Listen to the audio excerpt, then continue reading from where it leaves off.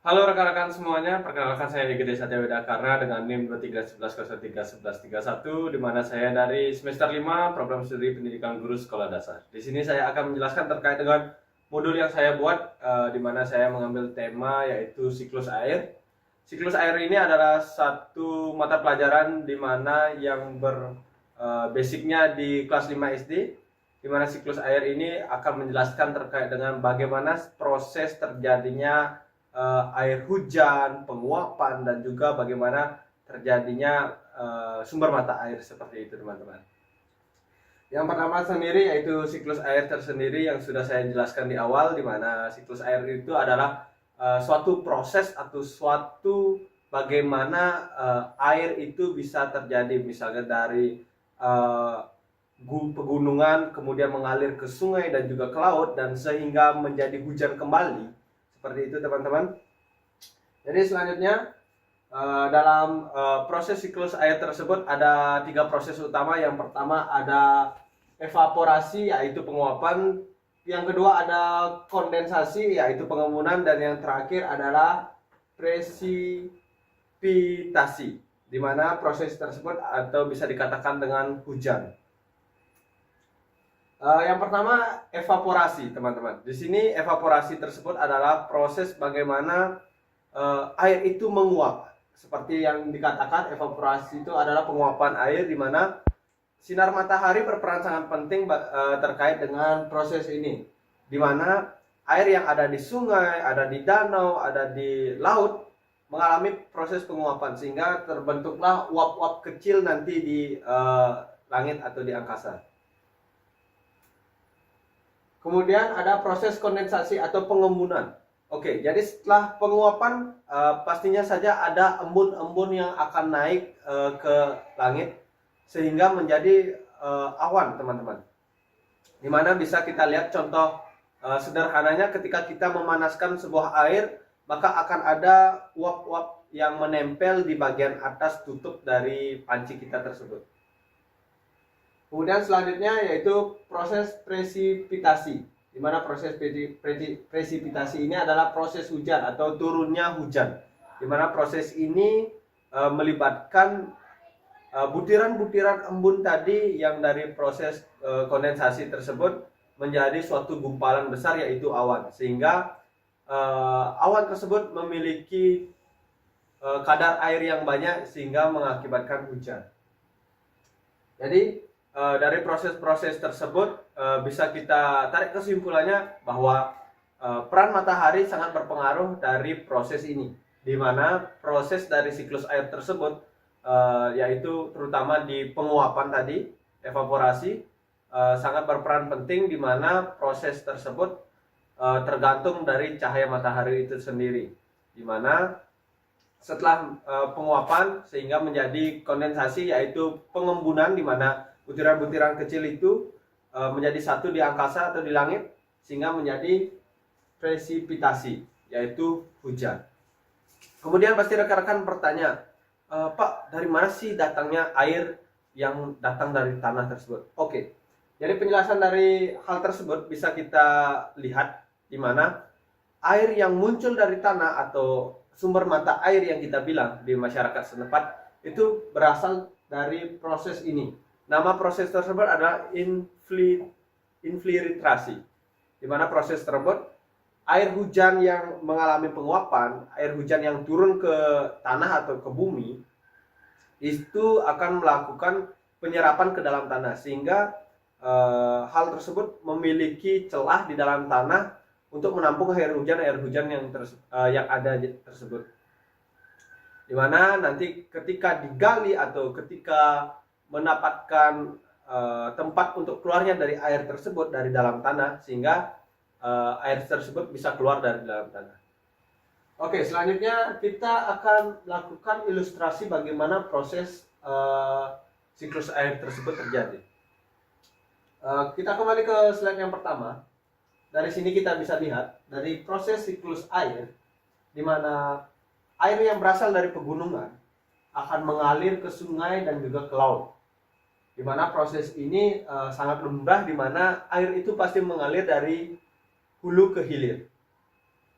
Setelah melakukan proses dari hulu ke hilir berjalannya air laut, peran matahari sangat penting bagi proses ini, di mana sinar dari matahari atau cahaya dari matahari bisa menguapkan dari air yang ada di laut, di sungai, dan juga di danau. Sehingga ketika air ini menguap, akan membentuk butiran-butiran kecil yang itu awan. Di mana awan tersebut yang sudah memiliki kandungan air yang banyak akan mengalami penurunan hujan, di mana hujan itu akan kembali lagi ke daratan, sehingga siklus ini akan terus berjalan. Seperti itu.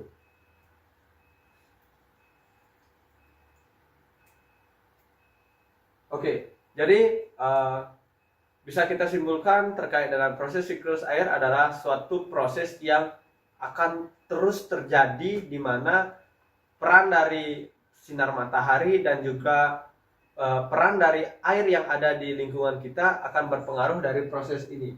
Jadi kemarin Bapak sudah memberikan materi terkait dengan siklus air, maka hari ini Bapak akan melanjutkan materinya, yaitu dengan materi perubahan wujud zat benda.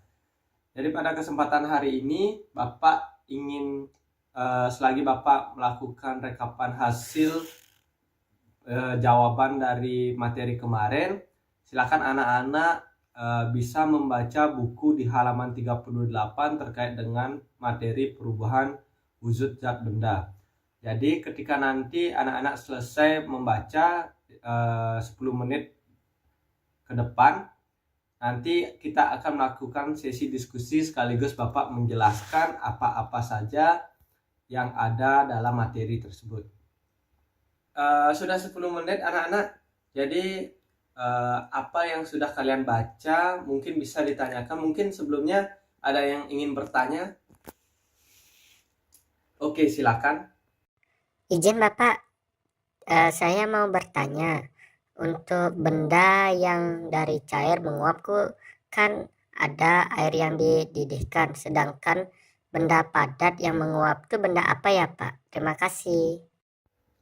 Oke, terkait dengan pertanyaannya Putu tadi, yaitu Pak, kalau benda yang mencair bisa menguap tuh kan seperti kita memasak air. Kemudian kalau benda padat yang menguap itu seperti apa Pak? Baik, jadi Bapak jelaskan. Benda padat yang menguap itu bisa disebut dengan menyumblin. Jadi apa sih benda yang bisa dikategorikan dalam benda padat yang menguap atau menyumblin itu? Mungkin anak-anak tahu kapur barus di sini? Ya, kapur barus itu adalah suatu benda padat yang mengalami penguapan nanti ketika dia berada di dalam lemari atau di dalam pakaian kalian. Jadi kapur barus itu akan menguap sendirinya, sehingga dari benda padat tersebut dia akan menjadi suatu uap atau gas. Seperti itu anak-anak. Mungkin ada anak-anak yang bertanya lagi. Oke, ada yang bertanya lagi? Bapak, saya izin bertanya, apa sih yang mempengaruhi dari es yang mencair dan juga air yang dididihkan itu bisa menguap, Pak? Terima kasih, Pak. Ya oke, jadi ada dua pertanyaan yang ditanyakan oleh Made di sana, yaitu Pak, apa sih yang mempengaruhi es batu itu bisa mencair? Kemudian kenapa air yang dipanaskan itu bisa menguap? Oke, jadi seperti ini. Es batu yang mencair ketika ditaruh di ruangan atau di mana itu terpengaruh oleh suhu udara, sehingga es batu tersebut bisa mencair atau meleleh. Oleh sebab itu, faktor sinar cahaya matahari dan juga suhu dari ruangan, apakah panas atau gimana, itu yang mempengaruhi es batu itu mencair. Kemudian di pertanyaan Made yang kedua, di mana Pak, kenapa air yang dipanaskan bisa menguap? Jadi seperti ini. Seperti siklus air yang kemarin, air mengalami proses penguapan di mana sinar matahari atau cahaya atau suhu yang panas menembus dari air tersebut, sehingga molekul-molekul air itu mengalami penguapan sehingga menjadilah embun seperti itu anak-anak. Jadi apa yang sudah anak-anak pelajari dan sudah anak-anak baca menjadi salah satu lanjutan dari proses siklus air kemarin.